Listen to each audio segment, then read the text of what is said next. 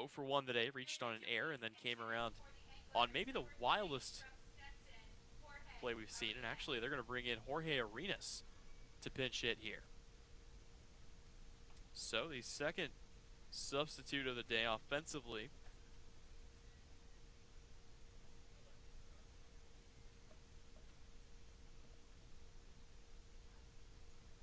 Arenas the first pinch hitter that's been used. The other substitute was Cooper Swanson, who came in as a pinch runner. So Arenas out of the University of Stetson from Miami Shores, Florida, will try to move the runner up 90 feet more. One away here in the visitors' half of the seventh. Chatham trailing this one 1-2 here at White House Field. Mariners looking to maintain a lead. And the first pitch from Heflin is going to be a fastball that comes across the letters and paints in the zone. 0-1 here. Yeah, and also a pinch hitter in the on-deck circle as the defensive replacement for Swanson, who is the pinch runner, is Charlie Welch, catcher from Clearwater, Florida, now doing the catching duties, replacing Brady Smith. So Welch will take his first at bat, but not before this, as the 0-1 will miss low, and the count is even at 1 apiece.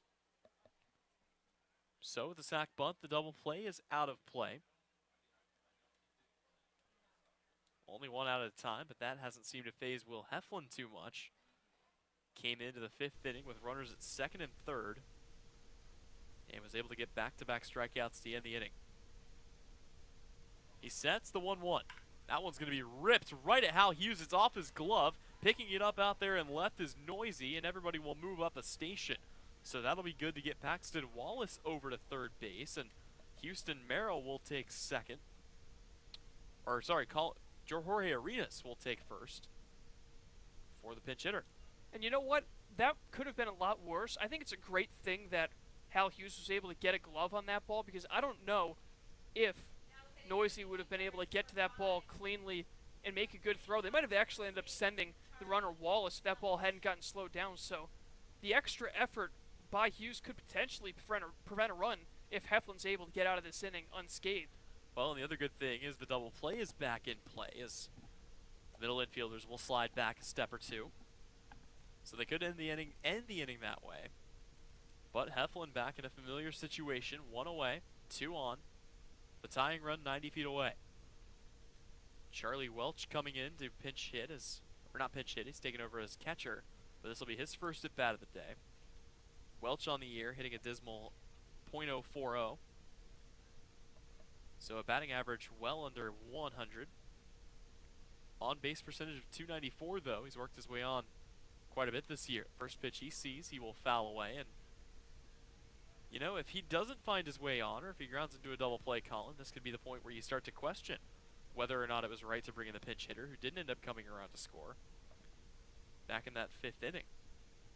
Yeah, it's definitely an interesting call here, but maybe giving other guys opportunities to come up big with such a low-scoring game. So Welch ready for the 0-1 pitch. It'll be a sweeping off-speed pitch that'll miss outside to even the count at 1-1. Over in the Mariners bullpen, Joe Boyle starting to get loose. We'll see if it might be 2 innings out of him in this one. Certainly could be, as we're here in the visitors' seventh. Harwich leading it 2-1. Heflin with the 1-1 pitch. Breaking ball in there for strike 2. A nice movement by Heflin on that pitch, and he's been just so good with runners in scoring position. I wouldn't be surprised if he's able to get out of this inning, whether it be with a couple of strikeouts, a double play ball. It seems like he's just been built for these moments, getting out of tough situations, whether it's been created by himself or somebody else. You may want to knock on some wood before the next pitch with your luck. There it is. Heflin sets. Here comes the 1-2. That one's just going to miss outside, and the count is even at 2 apiece here. So the 2-2 count. Charlie Welch looking to add on to his totals this year, which have not been anything too special. Just 1 hit for him this season through 25 at-bats. Here comes the 2-2, and he will rake that one into left field. That'll be an RBI hit, and that will tie the game. His 3rd hit of the season, but it comes at a crucial point for the A's, and they've tied it at 2 apiece. Well, that answers the question if it was the right call. I mean, just an absolute laser ripped to left field by Charlie Welch. He's able to also reach base, so now all of a sudden the go-ahead run's in scoring position, and Heflin kind of laboring out here, as that is the first run that he's allowed all season long. Yep, first run he's allowed. First time he's allowed more than one hit in a single game, as he's given up 3 of them. So after looking pretty fantastic through the 5th and 6th, he is laboring, as you mentioned, here in the 7th, and now he'll face the top of the order as Caden Polkovich will come up. He's the first hitter that he faced, and he retired him via a strikeout back in that 5th inning. Change up in there for strike 1 on the inside half. And now it's just about damage control and hoping that the offense can show up for you, although for Harwich in their last 6 losses, they have scored 6 runs in the first 2 innings and just 1 run in the final 6. The 0-1 pitch, and that one will catch the edge outside, so an 0-2 count here on Caden Polkovich. Yep, and that statistic right there just tells the entire story about the struggle for sustained offense. It's very important to get off to good starts, but you got to be able to finish those games out, help your pitchers out, and provide run support in the other 2/3 of the ball game. Heflin sets, checks the runner back to second. Here comes the 0-2. Swing and a miss, strike 3. Caden Polkovich down on strikes, and that's strikeout number 4 for Will Heflin. Yeah, big bounce back at bat, and now with Anthony Villar digging in, the 2-hitter who's known to be able to pick up these hits, it's important for Heflin to try to get that 3rd out before facing O'Gwyn. Although O'Gwyn 0 for 3 in this game, so this part of the lineup haven't really been able to get hot for the Anglers in this game. Here's a golden opportunity to take the lead for Villar. Just 3 RBIs for Villar this season, 15 for O'Gwyn, 11 for Caden Polkovich, who just struck out. They're the 2 big run producers on the team, as Heflin will check the runner back to second here. So it's Jorge Arenas on second base, Charlie Welch with the RBI single on first, 2 away here in the visitors' half of the 7th, and we're knotted up at 2 apiece. Here comes the pitch. That'll miss inside to O'Gwyn, or to Villar, sorry. So it's a 1-0 count here. And the door's open for the Mariners with a 12-3 lead for Falmouth over Brewster to tie the Whitecaps in terms of win total going into that home-and-home series today, tomorrow, and Thursday.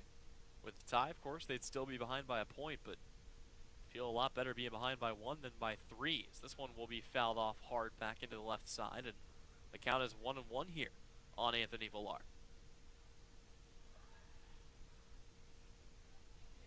Villar today, 0 for 2. A strikeout, a ground out, reached on a walk back in the 1st inning. This top 3rd of the order, really the top 6 guys in the order, have struggled. The only hit coming from Cody Polkovich on the opening at-bat of the game. But since then, 1 guy has reached on a walk. Nobody else has found their way onto the base paths.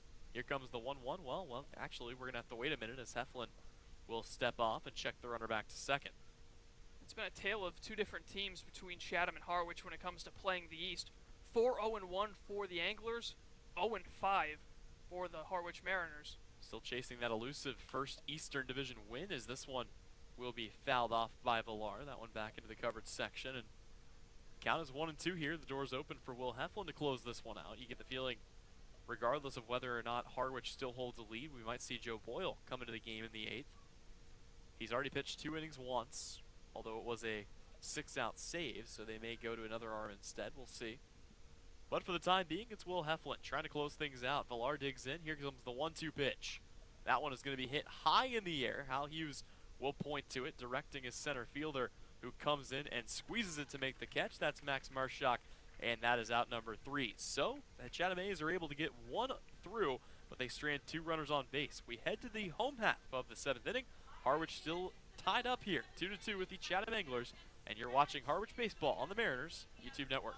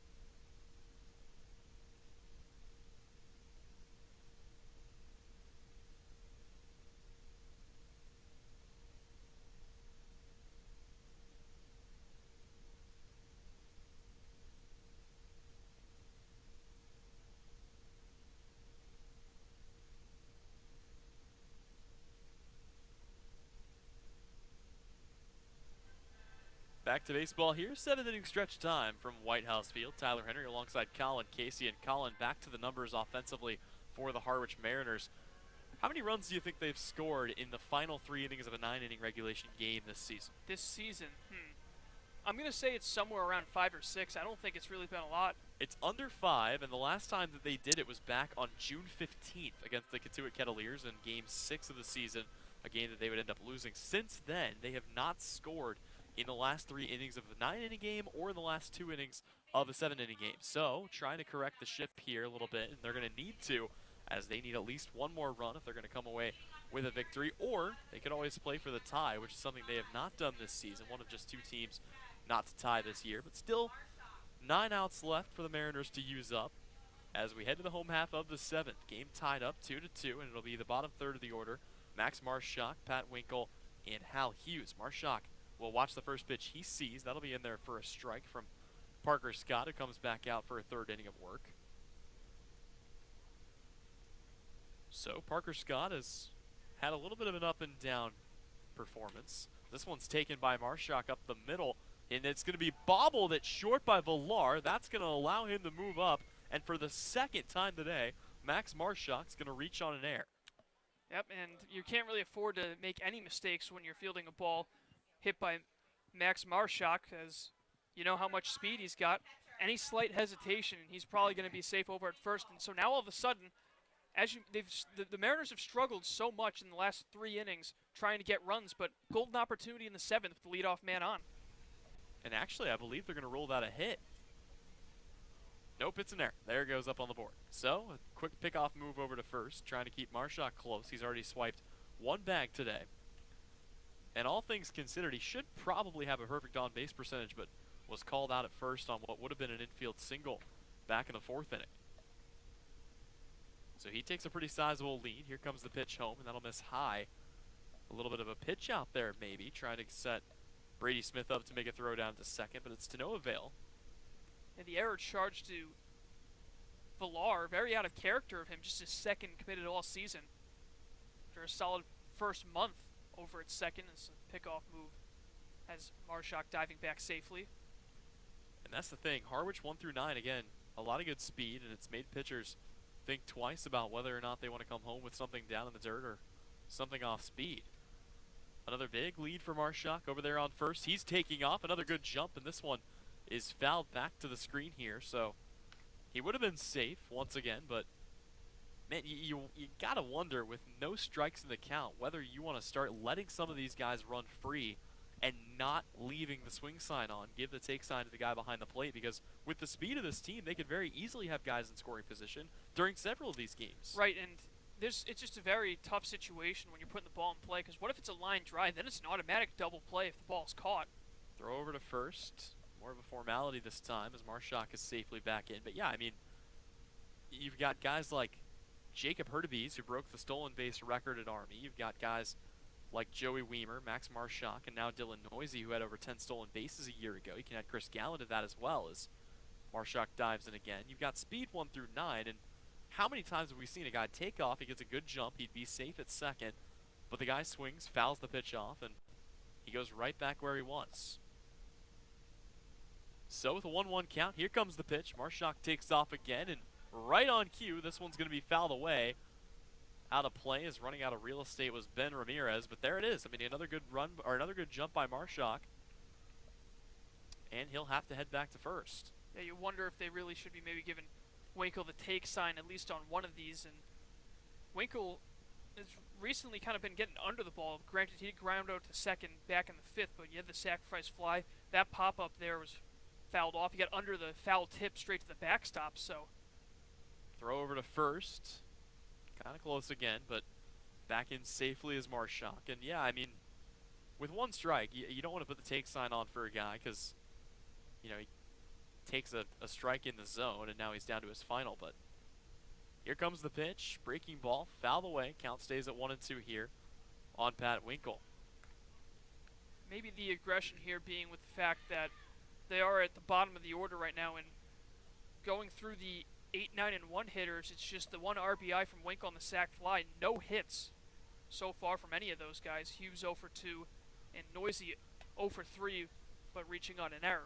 Winkle looking for his first hit in quite some time. He'll foul this away and stay alive. And again, all three of Pat Winkle's RBIs have come on plays when he has been thrown out at a bag or two, but he's still been able to help his guys out, and we'll see whether or not they're going to have Marshak try to swipe second again here. You get the feeling the take sign obviously not on with 2 strikes on Pat Winkle, but we'll see what the decision is here. Brings the pitch. Second, he's going to be into third standing up, and the Mariners have runners at the corners with nobody out, and the speedster in Marshak standing 90 feet away represents the go-ahead run. And man, that's got to feel really good for Pat Winkle to come up with such a big hit at this stage of the game. Nobody out, he puts a runner in scoring position, puts himself on first base. And now, speaking of a guy who's due for a big hit, it's Hal Hughes looking to really have a shining moment here at the plate for the Mariners and give his team the lead with one swing of the bat. Hal Hughes, another guy that hasn't had a hit in quite some time. His last one actually came in Game 1 against the Firebirds, where he was able to reach on an infield single back in the second inning.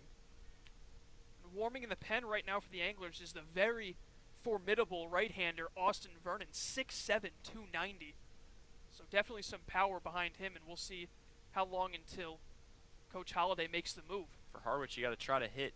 And it might be right now. Let's see. I was going to say, you want to hit Parker Scott while you can, but here comes Tom Holliday, and that might be the end to Parker Scott's outing, which would put the Mariners into an interesting situation as they would have to face off against the new pitcher. But on the bright side, they got the damage done when they could. A runner already on third base, and plenty of different ways they could get him home. For Max Marshak, one of the runs scored for the Mariners today came on a shallow fly ball out there to center field. It was a Pat Winkle sacrifice fly, but a lot of guys wouldn't have even had a chance at home plate. Marshak's speed allowed him to get it under the tag, and that's the part of the reason why this game is 2-2 instead of 2-1. Lengthy discussion here at the mound. I don't know if they're buying time for the reliever or if they're just not going to make the change and maybe try to let Scott work out of the jam himself. Well, it looks like they might be buying time. Obviously, trying to give some time out there in the bullpen to warm up, but the umpire will come out and break things up. That's Mike Ribideau. Yep. And it looks like that will be the end of the outing here for Parker Scott. So we'll have an update on the new pitcher into the game after this. A few more numbers on him right around the break, but we'll take a break in the meantime. It's a 2-2 game. Harwich with runners on the corners here in the home half of the 7th. We'll come back with it right after this. You're watching Harwich Baseball on the Mariners YouTube network.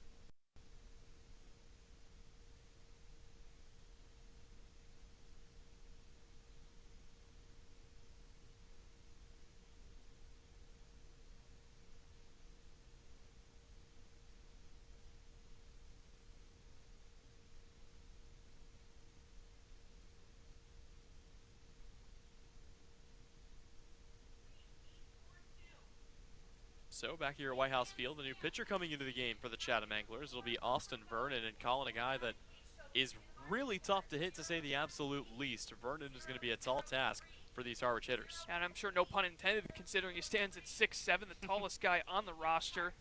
Vernon out of North Carolina Central. Just got 2 pitches, the fastball and the curveball, but he's definitely got a lot of power behind that fastball. But he's going to be put to the test here facing Hal Hughes with the runners at the corners and nobody out in a tie ball game.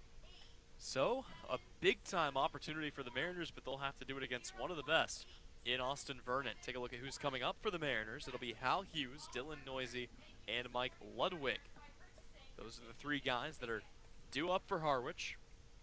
And again, there are so many ways that you can bring the runner home out there at third base. Max Marshak has ridiculous speed over there 90 feet away, so any ball hit to the outfield, even if it's shallow, should score him. Obviously, anything that's hit into a gap, and then you could also bring him home on a ground ball. But the infield is playing all the way in right now for the Chatham Anglers, and a big reason that that helps out too is with Ben Ramirez playing up a little bit. That's going to allow Marshak to take a bigger lead over there on third. Yeah, you know what? It looks like they're actually going to play double play depth as the middle infielders still staying back, so I guess they'll trade a run for 2 outs. Which is interesting when the game is tied, but we'll see how it plays out as Hal Hughes squares around a bunt, pulls it back on the first pitch. So maybe a safety squeeze on here for the Mariners. Yeah, a couple of late steps over at third by Marshak. Nothing too aggressive where he was like halfway down the line on a suicide squeeze, so interesting call here if they go with it. Here's Hal Hughes, the 1-0. He'll square around a bunt, and he will get it down, but foul to even a count of 1-1. Now we'll have to see if that'll change things, as the infield might be expecting that. Expect the corners to be well in on the grass. But of course, the first baseman, Torrell, will have to hold the runner at first and not let Winkle get too big of a lead. Winkle not a huge speed threat, but regardless.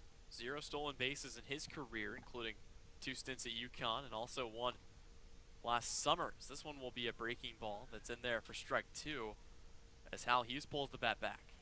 Yeah, this would be really unfortunate if Hughes is unable to at least move up a runner or anything in this at-bat. It would give Chatham an opportunity to get out of the inning with a double play ball.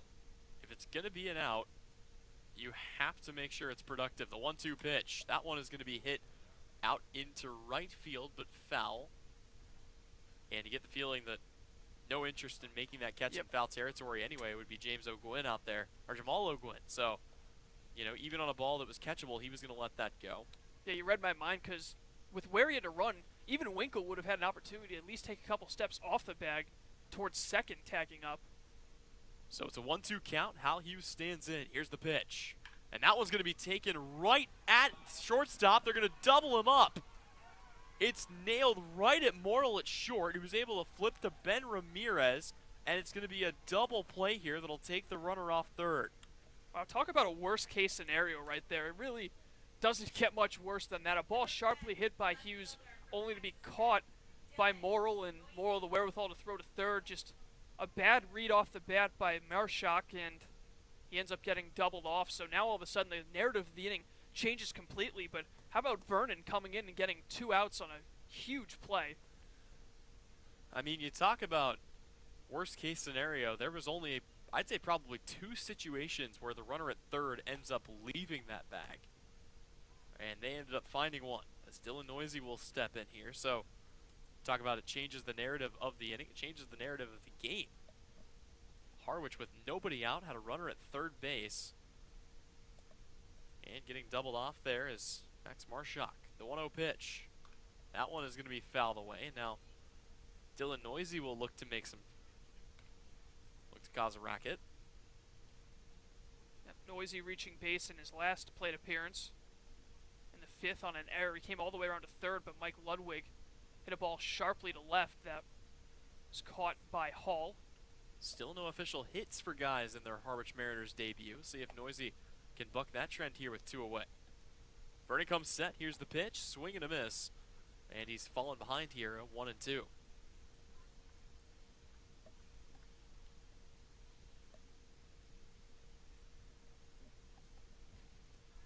Noisy stands in from the left side. Runner at first. 2 away here in the home half of the 7th. Here comes the 1-2 pitch. And that'll miss outside. A fastball to even the count at 2-2. And it's just unbelievable how the Mariners just still can't quite find a way to score right now in these later innings. It's still early in the late innings of this game, but just so close to bring that run across and had it ripped out of their hands. 2-2 pitch. That'll miss high. Of course, the inning's still not over yet. You got Mike Ludwig standing on deck. Then Daniel Cabrera if it gets to it. So certainly some opportunities left here for the Mariners, but the best one they had, they kind of shot themselves in the foot on. Runner gets a head start, and that'll be ball 4. So Dylan Noisy gets put on base here for a second time today, and that will bring Mike Ludwig to the dish, who's 0 for 3 today. Yep, Ludwig looking to get some redemption. The last time he had a guy in scoring position with 2 away. Put a great swing on the ball, but just hit it so sharply. It was right at the left fielder, and now Ludwig can get a ball down with Winkle on second. Perhaps Winkle can come around to score, or at the very least he can load the bases for a dangerous hitter in Daniel Cabrera. Yeah, not a ton of speed over there at second for Pat Winkle, but keep the line moving. Kind of has to be the mantra of this at bat. Ludwig digs in. Austin Vernon comes set from the stretch, checks the runner, and brings the pitch home, and that's going to be swung on and fouled back to us. Start the count 0-1 here.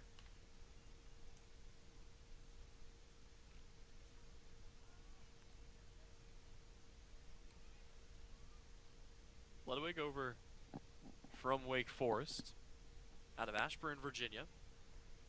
The 0-1 pitch. That one's going to be swung on and taken back up the middle. Plenty of time for Morrill to pick it up. He throws to first, and not in time. Wow. So an infield single for Mike Ludwig, and the bases are loaded for Daniel Cabrera.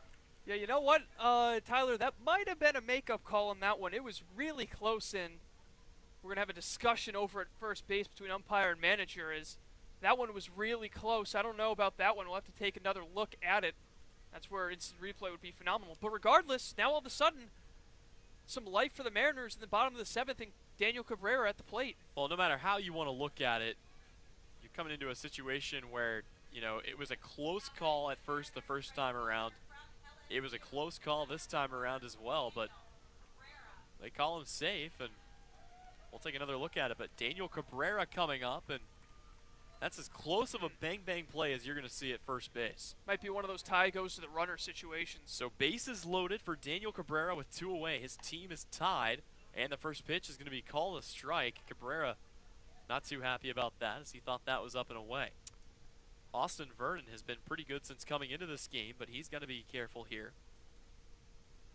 Go-ahead run is just 90 feet away. The 0-1 pitch. Same pitch, same spot, same result, strike 2.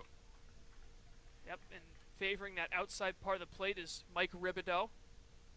So Cabrera will have to choke up and try to protect 2 strikes. Cabrera hitting from the right side. He is 1 for 2 today with a run scored. Here comes the 0-2. That one will just miss low and inside, and it'll be a 1-2 count here on Daniel Cabrera, who's already no stranger to getting RBIs. He's tied for the team lead with 5. He would love to get a 6th one right here. Vernon comes set, the 1-2. That'll be fouled off, and staying alive to fight another pitch is Daniel Cabrera. Yeah, that pitch was right where that strike 2 was on the outside corner. Cabrera wasn't able to do much with it, but just got enough of it to keep the at-bat alive. Infield at standard depth here with 2 away. Just looking for one more out to end the inning for Chatham. Here's the 1-2 once again. And once again, it'll be fouled off back behind the press box here. So Daniel Cabrera doing a good job of fighting deep into this count. And with Noisy on second, a base hit could easily score 2. But the biggest one is Pat Winkle, who represents the go-ahead run just 90 feet away. Vernon will have to dig into his box here. The 1-2 count, and the pitch is outside. He was looking for that same spot. This time he came with a fastball, and the crowd can't believe it. Oh, and Ribideau kind of flinched on that one. He looked like he was about to ring him up, and at the last second, it's ball 2. So it's 2-2 here on Daniel Cabrera, who will live to fight yet another pitch. This is the 7th pitch coming up of the at-bat. Bases loaded. His team tied at 2. The 2-2 pitch. And that will skip in the dirt. The count is full here. And this is going to be big. Yep, the runners will be going. So now no matter what, it looks like a single will be able to plate 2. So Cabrera looking for a pitch to hit here, but again, it's got to be close. If it's a ball, then he's got to lay it off. Everyone will get a head start. Daniel Cabrera digs in. The payoff pitch. Swing and a miss, strike 3, and Austin Vernon is out of the inning. The Mariners load the bases but can't bring anybody across to score, and we remain tied at 2 as we head to the 8th. More baseball coming up around the corner. It'll be Chatham due up on the other side of the break. When we come back, you're watching Harwich Baseball here on the Mariners YouTube Network.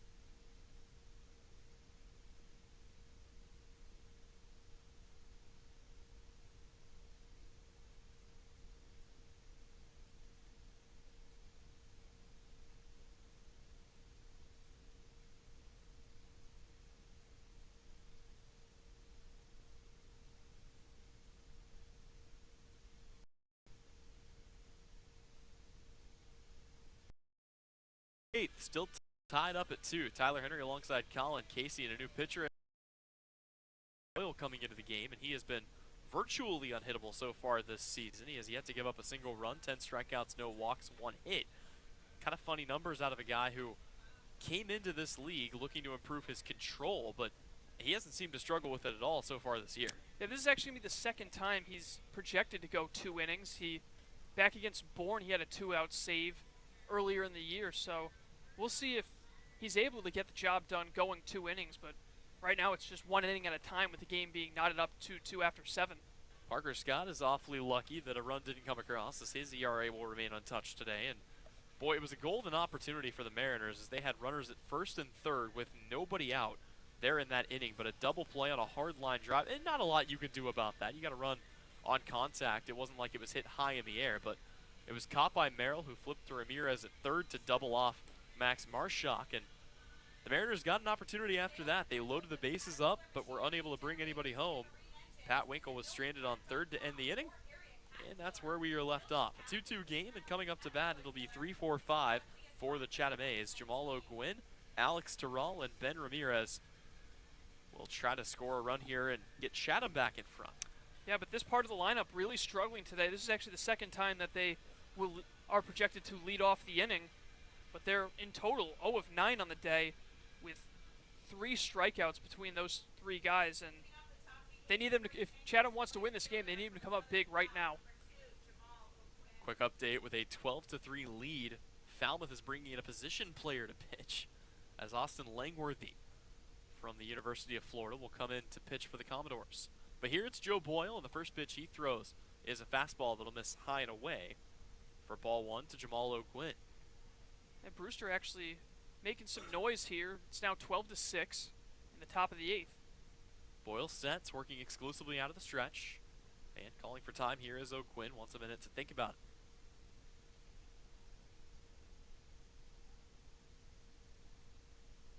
So Boyle sets again, kicks and fires, and another high fastball will miss to Jamal O'Gwyn. So it'll be a 2-0 count here. Boyle's fallen behind early.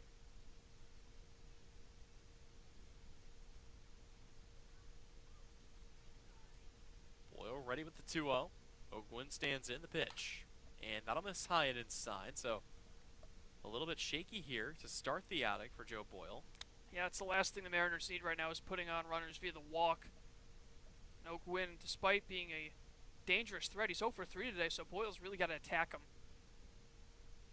See what he's got in store here. You get the feeling the bat might be on the shoulder, and it is. Called strike 1 just on the inner half, and the count is 3-1 here on O'Gwyn. For Joe Boyle, the numbers he's concerned about are the walk numbers. Back in 2018, through 8 appearances, he had 1 strikeout to 8 walks.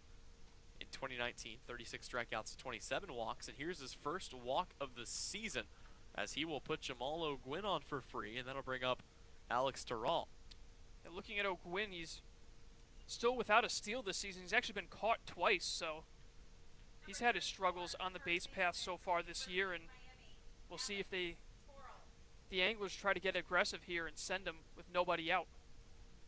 So Terral stands in. He is 0 for 3 today, as is most of this middle part of the lineup. Jamal O'Gwyn reaching is the first guy to get on base for this part of the order this game. Still no hits. And this one's going to get past the glove of Winkle. That will allow O'Gwyn to move up to second. So it's a pass ball, and with nobody out, there's a runner in scoring position here for the Chatham A's. Yep, that's the last thing you need is to help O'Gwyn get to second base. Winkle unable to keep that one in front of him, and now all of a sudden you're in a dangerous part of the lineup in runners in scoring position with nobody out. Boyle really needs to find the zone. Joe Boyle has had just 1 base runner on the entire season coming into this one. Now he's got a runner on second with nobody out. Terral digs in, the pitch. That one's going to be hit into deep center field. Tracking it back and making the catch is Marshak. He's going to throw this one to third. It's going to be not in time, and now the Anglers find themselves in a similar situation with the go-ahead run just 90 feet away and 1 out. Yep, great job of hitting there by Terral, getting the ball deep enough, and we know Marshak's got quite the arm, but even that one was a little too deep for him. O'Gwyn's got enough speed to tag up and get to third, and Now it's a great opportunity for Ben Ramirez, who, after having a solid game yesterday, is trying to break out of an 0 for 3. Yep, a fly out, a strikeout, and another fly out. First pitch he sees from Boyles, fastball that'll miss low. Joe Boyle, just the 2 pitches, fastball changeup, and really haven't seen him go to the change so far. Fastball coming in between 97 and 99, and that's been the good pitch for him this season. Here's the 1-0, and that one's going to be back up the middle. It's going to be Hal Hughes coming in. He's going to look home to let the run score, and he throws to first for out number 2, but that's allowed Chatham to take a 1-run lead here in the 8th. And that's just a great piece of hitting by Ramirez, getting that middle, because with where Hal Hughes was playing, he was really the only player not in. And if he was in, he probably wouldn't have gotten to that ball in time. It would have been a single. So Hughes looked home for a second, shook his head, and had to throw to first. And all of a sudden, it's 3 unanswered runs here for the Chatham A's. So the base is empty. That'll bring Paxton Wallace. A run across to score, and that currently sits as the deficit. They're on top 3-2. More baseball around the corner. When we come back, Mariners come up to bat in the home half of the 8th. After this, on the Harwich Mariners YouTube network.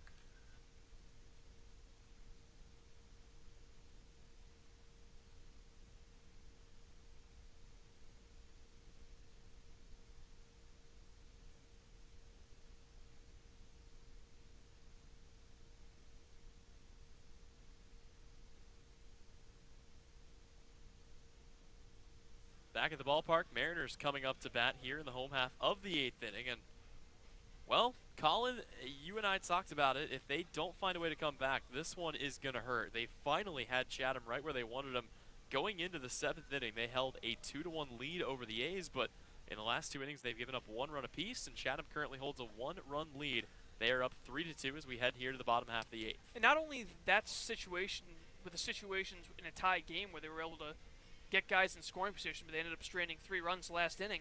You go back to earlier in the game where they led 2-0, and then all of a sudden, that unearned run came home back in the 5th, and then another unearned run to give them a lead after a pass ball in the 8th. It's just so much self-inflicted errors by a team that's usually so good defensively. It's definitely frustrating, but Mariners got 6 outs to work with. Let's see if they can come out and at least tie this game. So it'll be Nico Cavadas, Tyler Keenan, and Corey Acton coming up to the dish to lead things off, as we will go 4, 5, 6, and then if it comes down to it, 7, 8, 9 in the 9th. So at the very least, 6 more guys coming up to bat here for the Mariners, and Nico Cavadas, who it feels like has been on the receiving end of a lot of bad positions so far this year. In the last 2 losses that they've taken, both to Orleans, he has been the final guy up. And granted, one of those games wasn't particularly competitive, but a lot of stress and a lot of pressure being put on Nico Cavadas over the past couple of days. Back out there for another frame is Austin Vernon. Here comes his first pitch, and there's that big sweeping breaking ball that'll just miss for ball 1. And he's got some good movement on that curveball, and just having 2 pitches, it's important to have that break. Fastball in there for strike 1. That'll even the count at 1-1. Don't look now, but maybe a comeback in the works for the Brewster Whitecaps. They tack 4 runs on, and that game is now 12-7. Here it's a 3-2 ball game, as this fastball will miss high and away to Nico Cavadas, and the count is 2-1 here. Yeah, last thing that Falmouth needs to do is blow this lead and make things even tougher on themselves with Hyannis breathing down their neck. Cavadas ready for the 2-1. That'll miss high and away, and Austin Vernon might be at risk of putting a guy on for free here. So with a 3-1 count, here comes the pitch. And that one is just going to catch the outer half to fill the count. And Colin, normally, I mean, it's no secret, Nico Cavadas has one of the bigger power bats in the lineup, but not a lot of speed. And under normal circumstances, you might bring a guy in a pinch run, as this one is going to be swung on and missed. It won't matter anyway, as he will be rung up for out number 1. Yeah, and it really would have been big if Cavadas could have gotten on base to lead off the inning, but instead, a great job of fighting back, down 3-1 in the count by Vernon. And now in steps Tyler Keenan, who's really generated the most offense in this game for the Mariners. He's 2 for 3. Yep, a couple of singles, one back in the 1st, and then one just a few innings ago in the 6th. Those sandwich a strikeout in the 4th inning. So Keenan stands in. First pitch he sees, he'll watch go under the glove in between the wickets, as Brady Smith gets nutmegged by his pitcher. And the count starts 1-0. It's been a a little bit of an adventure ever since Charlie Welch came into the game. He's been having trouble kind of picking up some of his pitchers' pitches. 1-0 pitch. That's going to be a fastball that catches the zone up around the letters, and the count is 1-1 here on Keenan. Sometimes that's what happens, though, when you're a defensive replacement. You're a little bit rusty coming off that bench. 1-1 pitch. Keenan slaps this one at short. It's going to get underneath and bounce off the chest plate there of Merrill over there at short. That'll be ruled a base hit as Tyler Keenan gives the Mariners some life here with one away. And here comes pinch runner, and this is more or less what we expected as Jacob Hurtubise, it appears, will check into pinch run. Yeah, and that's going to be the third hit of the game for Keenan, so that's also the end of his night coming out. But that ball looked like it glanced off of the face of Morrill trying to make a sliding play. Luckily, the ball wasn't hit all that hard, so it seems like he's okay.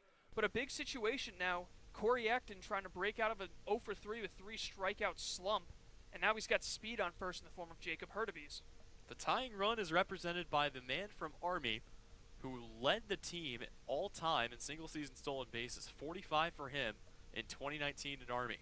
He now stands on first base and represents the tying run for the Mariners. A quick pickoff move over to first, nowhere near in time. And as you mentioned, Corey Acton coming up to the dish, and boy, talk about a guy who believes in the 3 true outcomes. Every single at bat he's had has been a strikeout, a walk, or a home run, and the third option there could turn him into an instant hero. But you can't think about you can't focus on swinging for the fences right now. Just got to worry about putting the ball in play. Wells comes set,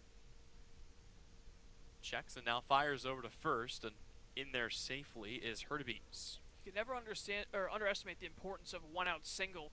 When you look back to the 2004 ALCS Game 4, it was actually a one-out walk by Kevin Millar, and then a pinch runner, Dave Roberts, stealing second. Let's see what they do here. Hurtubise takes off, and once again, it will be fouled away. Hurtubise probably would have been safe at second. He got an awfully good jump, and Corey Acton fouls it back, so Hurtubise will have to jog 90 feet back to first. And not only that pitch looked like it was inside, so I think it might have been a ball regardless. So another hit-and-run situation. It continues to not really work out for the Mariners. So 0-1, throw over to first. Once again, very concerned about the speed of Hurtubise over on first base, and it's to no avail once again as he'll check back in safely. Pretty good size lead for Hurtubise over at first base, and he will take off once again. This one's going to be chopped back up to the pitcher, and Wells will flip it on to first for out number 2. But Hurtubise moves up into scoring position for Max Marshak, who has reached on 2 errors today, and his speed has made guys prone to throwing in the wrong direction.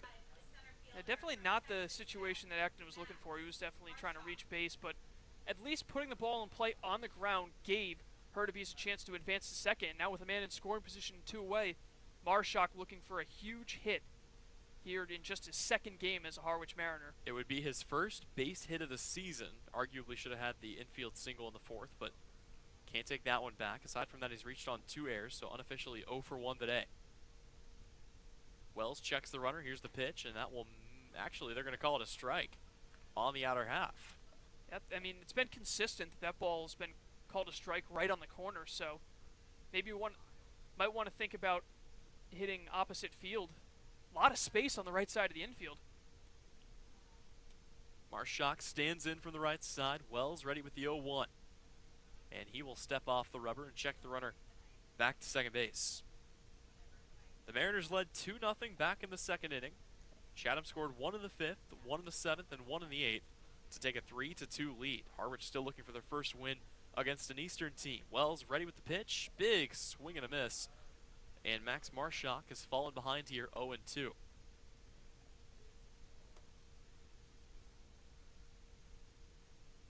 So here in the home half of the 8th, Harwich down to their final 4 outs. But a runner in scoring position, the speedster and Jacob Hurtubise, and the ball in the gap would certainly score it. Here comes the 0-2. Runner takes off. He's swinging, and he'll go right through it, so it won't matter. Strike 3.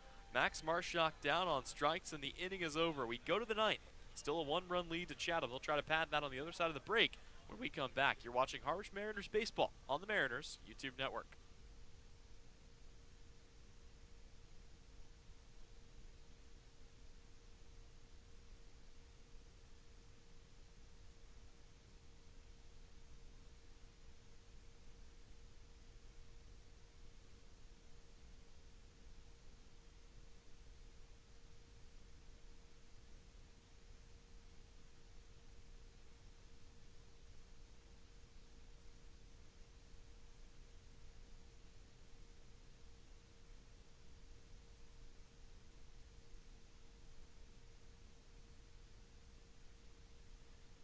Back to baseball as we head to the 9th inning of play. Joe Boyle back out there for a second inning of work, and really quickly a couple defensive subs to make as Tyler Keenan checked out of the game. Corey Acton will slide over to third to replace him, and coming in off the bench is Christian Fedko. So should it come down to it, Fedko would be called upon as a hitter, but a ways to go through the order if they're going to get back to that spot.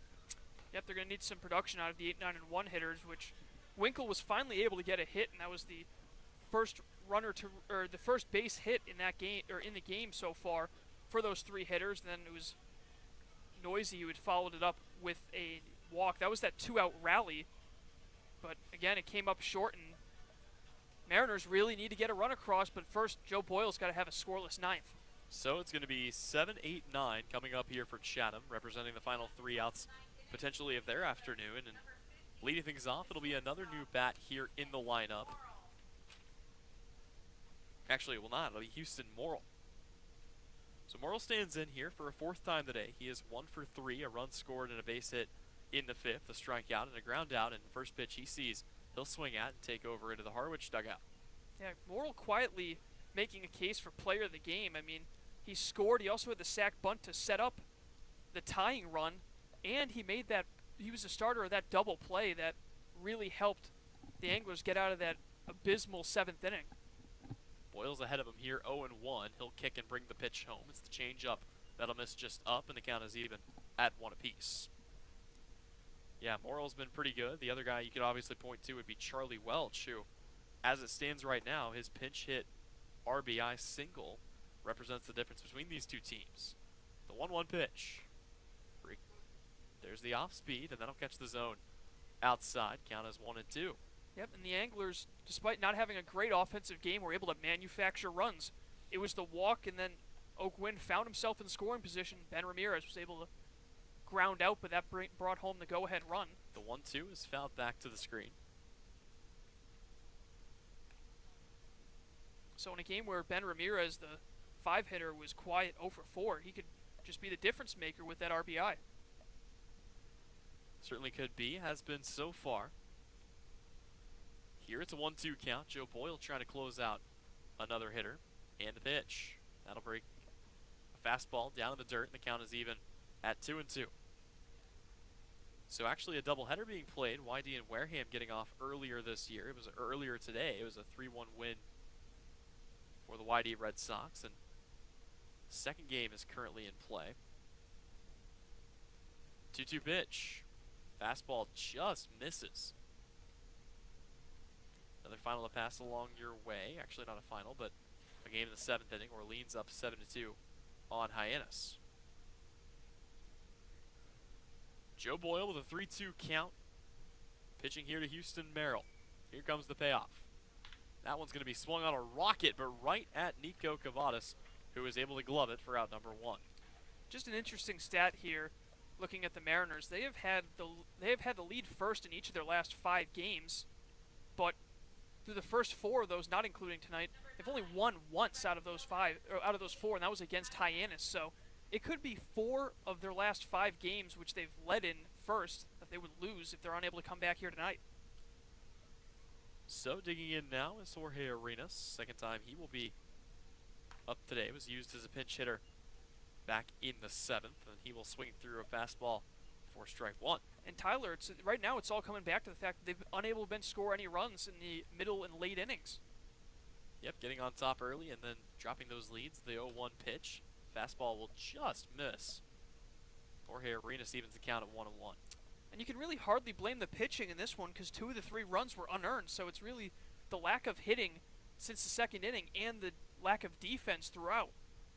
Boyle's 1-1 pitch will miss for ball 2. And yeah, Colin, you mentioned 2 of the 3 runs in this game unearned.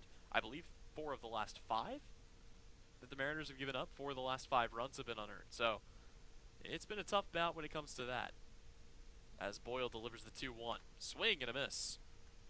Arenas can't catch up to that one, swinging out of his shoes there. And he is even the count at 2-2. Got some action in the Chatham bullpen, and Dawson Merriman might be the one to try to come in and close this one down. Boyle ready with the 2-2 pitch. Here it comes. Swing and a miss. Strike 3, and down on strikes is Jorge Arenas. That'll be strikeout number 2 of the day for Joe Boyle.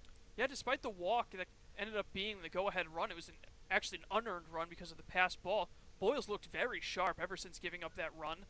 He was able to minimize the damage back in the 8th, and now he's just been dominant in the 9th. And that'll bring Charlie Welch up to the dish, the hero of the hour, at least for the time being, for the Chatham A's. He had the RBI single back in the 7th that allowed Paxton Wallace to come across to score. Boyle looking for another scoreless frame in terms of unearned runs, as this one will be swung on and missed for strike 1. Just 3 runs on 5 hits for Chatham, but those 5 hits being enough with the 2 errors committed by Harwich defense. The 0-1 to Welch. Fastball will miss outside, and the count is even at 1-1. Of course, Chatham not exactly getting off scot-free defensively, as they've committed 3 errors themselves. Yep, it's been a sloppy defensive game on both sides of the ball, but now the umpire is stepping out and time is called. He'll step back in here. Charlie Welch getting his second AB of the day. The 1-1 pitch. And there's the changeup that'll miss outside of the outstretched glove of Pat Winkle. Counts 2-1. But I mean, credit to the bullpen for Chatham as Scott and Vernon come in and have really helped out their pitcher Dabovich, who didn't exactly have the best of outings. They've come in and really done a phenomenal job out of the pen. 2-1, that'll miss low and away. Counts at 3-1 here. Final to pass your way. Falmouth has officially defeated Brewster by a final score of 12-7. So Brewster will fall down to 8-1, but it'll be all for naught here if Harwich can't find a way to come back and collect the win. Those two coming into a home and home after this one. Boyle deals the 3-1 pitch, and that'll miss low and away for ball 4. So that's walk number 2 of the day for Joe Boyle, but the last one came with nobody out. This one comes with 2 away. And that'll bring up Polkovich, who's 1 for 4. That single coming way back to lead off the ball game. Since then, it's been quite the struggle. 3 strikeouts. Yep, second on the team in RBIs with 11. He will come in here with runner on first and 2 away, looking to avoid going down for a 4th time today. First pitch he sees, fastball down. That'll miss for ball 1. So 5 of the last 6 pitches Joe Boyle has thrown have been out of the zone, and starting to shake a little bit here. See whether he can settle down and get this last out. The 1-0 pitch. Check swing. Strike 1. And despite being a catcher, Charlie Welch does have a little bit of speed. He's stolen 1 base in 2 attempts. Not bad. 50% on the year. Boyle sets. Here's the 1-1. That'll miss high and inside. And it counts 2-1 here. You wonder if Boyle might really try to exploit that inside corner. I'm sure hitters up there not a fan of when he comes in tight at near triple digits on the radar gun. Here's the 2-1 pitch. Fastball misses high and outside, and it's another 3-1 count. This time on Caden Polkovich. Yeah, and we got a couple of Mariners pitchers getting loose as Blake Espinal throwing in the pen in case things unravel with 2 away in the top of the 9th. Boyle trying to establish himself as the closer, but he hasn't had an opportunity to come in and get a save in quite some time. 3-1 swung on and missed as Polkovich pulled the trigger on what would have been ball 4 high and inside, but Harwich will take it. And it's a 3-2 count here. Yep, runner will be going, so if Polkovich is able to find a gap, could be a big insurance run. Here comes the payoff. Ball 4. So back-to-back walks here for Joe Boyle with 2 outs. We'll bring Anthony Villar up to the plate. He's 0 for 3 today with a walk. And that'll prompt Coach Berger to come out of the dugout and have a word with his guy. Yeah, and I think an added benefit for Chatham by having this 2-out rally is giving Dawson Merriman more time to warm up before he comes in and prepares to try to pick up his 2nd save of the year. As he has pitched 6 scoreless innings in 6 appearances, so he's gone inning in each with 7 strikeouts. Very reliable relief pitcher. It'll be up to him to try to close things down in the bottom of the 9th. Yep, Merriman 7 strikeouts to just 1 walk, but we'll get more info on him when and if he comes in. For the time being, Harwich trying to prevent more runs from coming across here, as they do trail it 3-2 here in the visitors' 9th. Runners on first and second. It'll be Charlie Welch over there on second base. Caden Polkovich on first. Anthony Villar up the dish, and Jamal O'Gwyn standing on deck. Should have come to that. Joe Boyle, who came into this game with only one base runner allowed all year and no walks, has allowed 2 hits, or has allowed, I should say, 3 walks, no hits. First pitch foul away, and the count is 0-1 here. Trying to find a way to finish off Anthony Villar here. Still hasn't given up an earned run so far this season, as the run that came across was unearned due to a passed ball. Swing and a miss for strike 2, and he's ahead here of Anthony Villar. And that's more like it from Boyle after losing some control to retiring the first 2 batters. He's 1 strike away from getting out of this mess. Here's the 0-2. That'll miss high.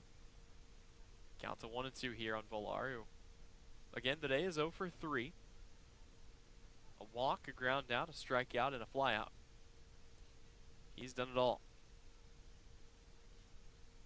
Boyle sets the 1-2. And that'll be called strike 3. Fastball on the outer half, and the inning is over. So the Mariners will have one more set of at-bats coming up here. It'll be Pat Winkle, Hal Hughes, and Dylan Noisy due up for Harwich when we come back. The Mariners trail it by 1 here heading into the bottom half of the 9th after this on the Harwich Mariners YouTube network.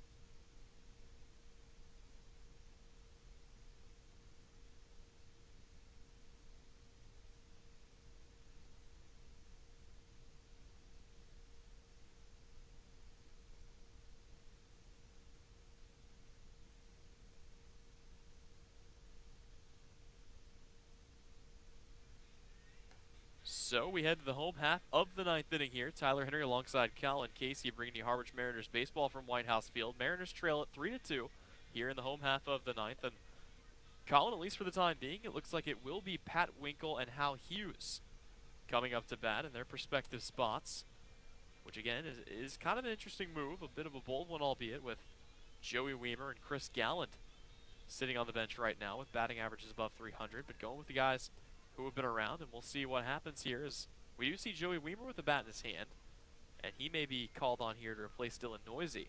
Yeah, also Chris Galland does have a helmet on as well, so you wonder if maybe after Winkle and Hughes, when it goes back to the top of the order, that Noisy and Ludwig will be pinch hit for by both Weimer and Galland. So definitely some options for Coach Englert, but first Winkle and Hughes need to do their jobs and try to get on base and give the Mariners a chance to tie things up. So Pat Winkle will lead things off. Today he is 1 for 3. Hit a sac fly back in the 2nd. Ground out back in the 5th. And a base hit back in the 7th. Here he comes in the 9th inning. His team down to their final 3 outs. Austin Vernon back out to pitch another inning for the Chatham-A's. And the first pitch that he throws to Winkle is going to be skied into left field. Chasing it back and coming up with the catch out in left field is Hall. 1 away. And just a lazy fly ball from Winkle. Had a sac fly on something like that earlier in the game out to center, but right now we need to get on base, and unfortunately it's going to be an out, and we have a pinch hitter. Yep, here comes Joey Weimer. He is going to hit in place of Hal Hughes. So Weimer comes in and checks in with the home plate umpire, but this could be big for the Harwich Mariners. He's been there for them all season long. Out of the University of Cincinnati, Joey Weimer will get his first at bat today. He's hitting a cool .302 on the year. 13 hits for him, 14 strikeouts to 5 walks, 5 stolen bases for the speedster as well. Yeah, Noisy does take his spot in the on-deck circle, so it looks like he will get an opportunity, but right now Weimer's got to get on base so he can represent the tying run. First pitch Weimer sees is that curveball. It's going to be in there for strike 1, and we did see, of course, Hal Hughes come into the on-deck circle as well, so no guarantee that will hold up, but Weimer ready for the second pitch, and he is going to hit this one to third. It's under the outstretched glove of Ben Ramirez at first, and it's going to be a 1-out hit for Joey Weimer. And I'll tell you what, it's never easy to come off the bench and be able to come up big and get a hit, especially in the ninth inning when your team's trailing by 1. But we know Weimer has speed. He's on first with a single, and now it's another opportunity for Noisy in his debut to come up big. He's reached base twice. Let's see if he can do it again. And I like this move. Leaving Dylan Noisy out there, he has so much speed, and you get the feeling he's going to be very, very difficult to double up if he does hit one on the ground. Some power for Noisy as well. And that's another thing that can come into play here is he had 51 RBIs at Texas Tech a year ago, 8 home runs. And he'll be making his debut here, and that will prompt Tom Holliday to come out. And this may spell the end to Austin Vernon's outing. They may go to the closer here. Yep, so Vernon is still in line for the win, but could end up being a no decision for him if the runner he inherited ends up coming around to score. But Dawson Merriman going to come in and try to put out the fire with the tying run on first and 1 away in the 9th. So we'll get you more on Merriman on the other side. Actually, let's keep it right here. Dawson Merriman will enter the game, and as we mentioned, that'll be the end of the outing for Austin Vernon. It's going to be a tough task here for the Mariners. As you mentioned, Merriman has looked very, very good so far this season. Dawson Merriman, has come into 6 different games. He has pitched 6 innings even, has given up just 4 hits, no runs, 1 walk, and 7 strikeouts. So the big sidearm pitcher is going to have an even bigger opportunity here to shut down Harwich. But, you know, they've done the work. They've gotten the runner on first here in Joey Weimer with 1 away, and plenty of speed for him. All it takes is 1 ball hitting the right spot, and he can potentially tie this one up. Yep, and again, like you said, though, they'll be facing a very tough reliever. Merriman coming from the sidearm delivery, so can be a little tough to pick up. And now Dylan Noisy, he can at least get a ball in the gap with Weimer's speed. He might be able to score from first, but right now the main thing is just to keep the line moving if you're Noisy. Let the guys behind you get an opportunity at the plate. So Noisy will come up. It's for the time being, again, still Ludwig standing there in the on-deck circle. And, of course, the only thing you can't have right now is a double play. Strikeout doesn't really help your case either, but try not to end the inning here and end the game with 1 swing of the bat. Of course, the options still looming on the bench. You've got Chris Gallen if you need him, but again, I like going with Noisy here. He's already today in his debut, technically 0 for 2. He reached twice, once on an error, once on a walk. And he was able to advance on another throwing error on a wild play back in the 5th inning. So with Dawson Merriman coming into the game, Dylan Noisy will take his 4th plate appearance as a Harwich Mariner here in his debut, and what a spot to be put in. Fresh off of a College World Series run, and now stopping here. So a big opportunity for the Mariners. Try to buck that trend of not being able to finish these games. So, Noisy ready to go here. Runner on first, 1 away. First pitch from Merriman, high and outside, and on the corner for strike 1. You wonder how aggressive they'll be utilizing Joey Weimer's speed. Already 5 stolen bases for him out there at first base. Merriman sets. Here comes the 0-1. Couple of steps for Joey Weimer, but he'll stay where he's at. Ball 1 will be taken, and the count is even at 1-1. Weimer with 5 steals on the season. He has not been caught yet. 1-1 count. Weimer with a pretty good sized lead, kind of bouncing around over there at first, and he will take a few steps off once again. The count's at 2-1 here. Yeah, his secondary lead, Weimer's, it's almost like he's going every time he takes a secondary lead. And I'm sure as a catcher, that's something you got to keep in the back of your mind. So it's a 2-1 count here on Dylan Noisy. Stepping in from the left side here in his 5th plate appearance. Weimer taking a couple of jumps, messing around with the pitcher's timing, and that'll prompt time to be called. So, again, we talked about it earlier in the game with Marshak, but Weimer kind of toying with the pitcher a little bit, and he's got to be careful, but it's ultimately worked for him so far. He continues to bounce around over there on first. The pitch comes home, and that'll be once again in the zone, a fastball to even the count at 2-2. I don't think we've seen Dylan Noisy swing the bat at a single one of these pitches. 2 called strikes, 2 balls. See if he takes it off the shoulder here with a 2-2 count. Yeah, some good two-seam movement on the fastball right now from Merriman. Merriman sets, checks the runner back to first. And the 2-2. Weimer takes off, and it's going to be fouled away. Weimer will head back to first. And Noyes didn't really have a choice there to hold up. That pitch looked pretty good and took a swing at it, able to stay alive. But, you know, a ground ball with the runner going, if it gets through, could be a possible turning point late in this game. We've seen this before as well. Joey Weimer came up the last time these two met for the against Chatham and was able to get a base knock in the 9th inning, but it was all for naught as the next couple guys were retired to end the game. So trying to avoid that same fate here. 2-2 pitch. High and outside. It's going to get past the catcher, and Weimer's going to be caught in between first and second. It's skied over the head of the second baseman Villar into the glove of Merrill, and Joey Weimer may be the luckiest human being alive right now as he will be allowed to move back to first base. What a sequence that turned into. Yeah, and he really did have a window to go. The ball didn't get that far away from the catcher Welch, but he got a pretty good jump out of there, and he kind of just froze in between first and second, and he got lucky that that throw was well off target. Harwich falls about halfway into the fire and then pulls themselves back out. It's a full count coming. Here's the payoff pitch. Weimer takes off. It's going to be chopped over the head of the pitcher. They'll throw on to first for one, but Joey Weimer moves up to second base. 2 away. It's not as threatening, but a good situation here as a runner will be in scoring position for potentially the final hitter of the day as Mike Ludwig strides to the dish. And now you have to think about what if Weimer was able to get up there. Now he'd be standing on third base, and with 2 away, a base hit would be able to certainly score him. With Weimer's speed, and if Ludwig can get one into the outfield, perhaps he might still be able to score, but it would have been a lot easier if he was standing on third. Ludwig today is 1 for 4, a strikeout, a ground out, a fly out, and a base hit. That hit coming back in the 7th inning. Here's the first pitch to him, and he will watch that outside. A fastball for ball 1.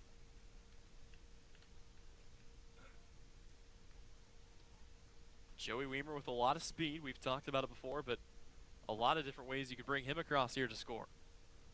Merriman will check him back to second. Here's the 1-0. And that'll miss low and inside to Mike Ludwig. Of course, standing on deck right now is Daniel Cabrera, who's been Mr. Clutch for the most part. The one time that didn't hold up was back in the 7th when he had the bases loaded and struck out on a full count. 2-0 pitch. That one's going to be swung on and lifted high in the air. Should be plenty of time and space in foul territory, and it's gloved by Ben Ramirez for out number 3. So that'll do it for us. The Mariners take a 2-0 lead to start the game, but squander it and take a 1-run loss to finish it. They will drop by a final score of 3-2 and fall on the season to 7-10. We will take a break, and when we come back, we'll be here to put the cap on it. After this, you've been listening and watching Harwich Mariners baseball on the Mariners YouTube network.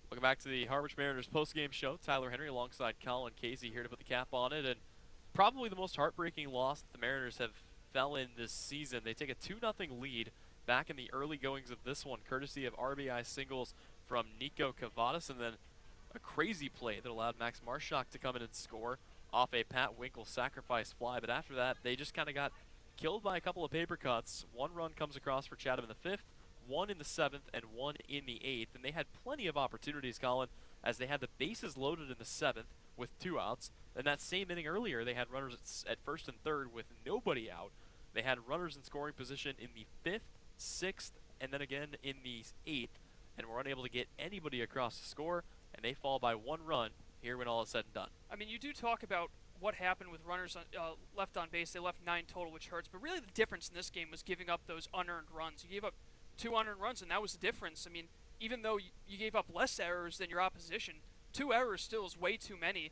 And it turns out those were the difference. And then you had the passed ball, which led to the game-winning run scoring on that RBI groundout by Ben Ramirez back in the top of the 8th. And that coupled with the inability to get runs across after the 2nd inning, it's just another painful loss for Harwich, who's now lost 4 of their last 5 games that they've been leading at some point in the game. They've lost 4 of their last 5. They've lost 3 in a row, and this is the first time in the entire season that they've been more than 2 games below 500, as they will fall this season to 7-10 for Chatham. Another good victory for them. They advance to 10-6-1, which will be enough to kind of match pace with the rest of the Eastern Division. The win today goes to Austin Vernon, who improves to 2-0. The loss to Joe Boyle, who disproves to 0-1. Dawson Merriman comes in to pick up his 2nd save of the day, and when all is said and done, Chatham, with 3 runs on 5 hits, 3 errors, and 8 runners left on base, will defeat Harwich, who had 2 runs on 8 hits, 2 errors, and 9 runners left on base. One more time, I'd like to give you a quick look around the league at the scoreboard. In the first game of the doubleheader, in the first game of the doubleheader, Wareham falls to YD by a final score of 3-0. Currently, that 2nd game is still knotted up at 0 apiece. Falmouth gets the win over Brewster by a final of 12-7. Harwich drops it here, 3-2 to Chatham. Orleans on top of Hyannis in 7-5. And Katuitt gets a win over the Bourne Braves 4-1. And Colin, really quickly, any closing notes going into a home-and-home against the Brewster Whitecaps, which will be absolutely huge for this team, as they are going to be just 2 points behind them. They could actually jump them in the standings if they win both. What are the biggest key points going into that series of 2? Well, I mean, the pitching today was pretty solid for the Mariners. I mean, even Will Heflin, who had a rough outing for his standards, which was only 1 run given up on 3 hits, but the bullpen came in and pretty much did their job, which was to keep them in the game. I mean, despite them giving up the tying and go-ahead runs, I mean, only one of those runs was an earned run, and it's a painful loss for them. But you still have positives going forward, and that is the fact that they've been pitching well, and the Mariners keep putting themselves in positions to take the lead and have big innings. It just hasn't happened yet. So going ahead to Brewster. Once again, Harwich takes the loss 2-3 here at home. They will be back home again for a home-and-home against the Brewster Whitecaps. Tomorrow is the first game of that series. Chatham will go to Orleans tomorrow, but that'll do it for us. For Tyler Henry, for Colin Casey.